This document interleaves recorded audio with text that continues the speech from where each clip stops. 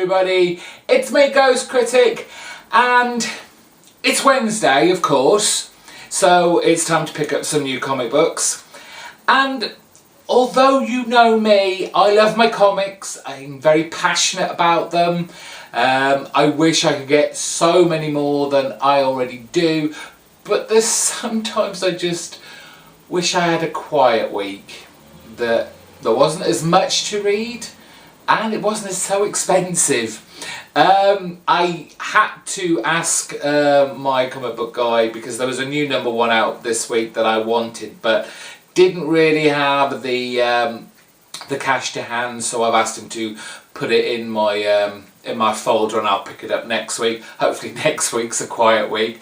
But there was yet again another big pile. I think there's 8 comics I picked up. Let's kick off and show you what I picked up this week from Boom Studios. #4 of The Woods. Really enjoying this kind of school that's been transported to what seems to be another planet, another world, full of nasty, creepy, crawly monsters all ready to eat the students and the teachers of this college school type place. And it doesn't help that pretty much the teachers and the kids are all fighting between themselves as well. So I'm looking forward to this because they finally come to this kind of weird pyramid structure, and we're going to hopefully find out a little bit more about how they've got there and why.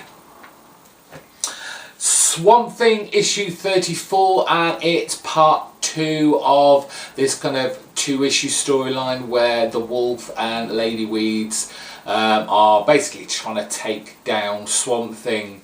Obviously they're not gonna do it, and the Wolf has already failed miserably, so it's Lady Weed's turn. Let's see how she gets on. Charles Soule, as always, doing a great job making this feel more of a Vertigo series than an actual DC mainstream comic, so really enjoying that. Last month I raved about the new #1 from Image, Spread. Issue 2 came out this week. It just basically fulfills my 2 favourite genres, horror and I guess sci-fi. I really enjoyed the artwork, the story. Yes, the story was a little bit... we've seen it before, let's put it that way. They've basically taken elements of lots of different kind of films and stories and comics and kind of amalgamated them all into what we have here, Spread. But I really enjoyed it. I'm hoping for much more in Spread 2. The only Marvel title I'm currently picking up, it's Iron Fist, and it's issue #5. Really loving Carrie Andrews' style of artwork in here, his storytelling. Very easy for new readers to dive in, because it doesn't assume you know everything about Iron Fist. So we are getting, in some respects, an origin story for Iron Fist, as well as a present day story. I've been enjoying it. I know a few people have been put off by the artwork, but we can't all love everything. From Vertigo, issue 10 of Hinterkind. This second story arc has certainly picked up since the first one, when I was kind of, oh, am I going to drop this or not? But at the moment it is doing, story-wise, really well, really intriguing me.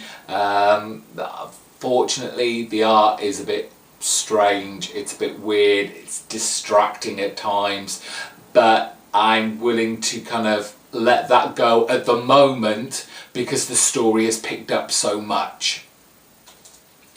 Batman Detective issue 34, and I believe this is the conclusion to the Icarus storyline. Icarus storyline hasn't really, you know, wowed me, although the artwork has been fantastic and is kind of the reason to be picking up Batman Detective Comics at the moment. Just a great visual treat. If the story is just a little bit pedestrian, a little bit, yes, I've read this kind of Batman story before, but who knows, in its conclusion it might turn everything on its head. Jonathan Luna and Sarah Vaughan's Alex and Ada are future sci-fi AI sentience, story. As we always say who are reading this is for those who want much more of a slow-paced story, more character-driven than action-based. There has been revelations in the last issue, and I think I said in the in my last review of the last issue, not really sure how long this story has to go, whether, because as far as I know it is an ongoing, it's not a limited series, maxi series, but after this kind of current storyline comes to an end, it'll be interesting if it does go on, where it will go to. Finally, it did come out last week, but he didn't bother putting it on my pull list for some reason. But it is Batman Detective Comics Annual number 3. I may read that and give you like a quick, brief idea of what I thought of it, given that it is now a week old. But that was it. They're my comic book pickups for this week.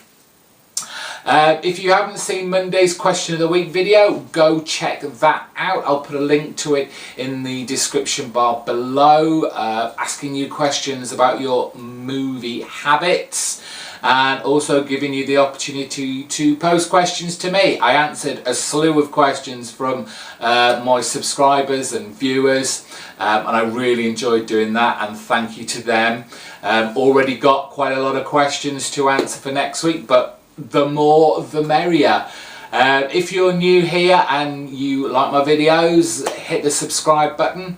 You will see on Friday, fingers crossed, a review video of all those comics that I've just shown you, so you'll be able to hear what I actually thought about them, what went on in them, and you won't miss out on any other goodies that I post up onto YouTube. Give me a big thumbs up.